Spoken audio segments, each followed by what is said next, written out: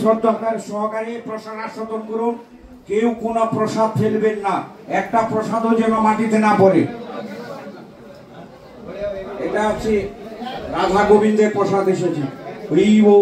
আর আপনারা এইভাবে আমাদের সাথে প্রতি বৈষ্ণব সেবায় অংশগ্রহণ করবেন।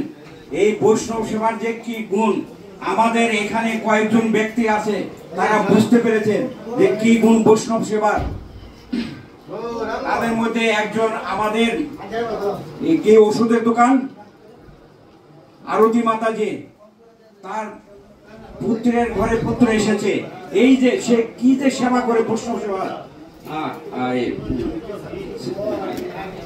নগর কীর্তনে যে কি সেবা করে, সে সেবা এর জন্য সে কিছুদিনের মধ্যে সে ফল পেয়ে গেল।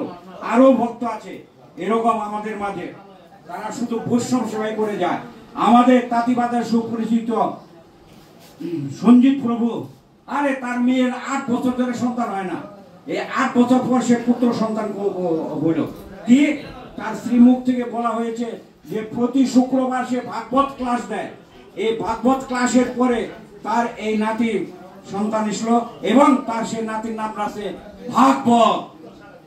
কারণ সে বলেছে যে এই ভাগবত ক্লাসের ফলে আমি ভাগবতকে পেয়েছি। এর জন্য আপনারা এই বৈষ্ণব সেবায় যে যা বাঞ্ছা করবেন বলবেন, সে ভগবান তা পূরণ করবে। আপনারা সবাই আমাদের সাথে বৈষ্ণব, আমাদের সাথে বৈষ্ণব সেবায় সবসময় থাকবে।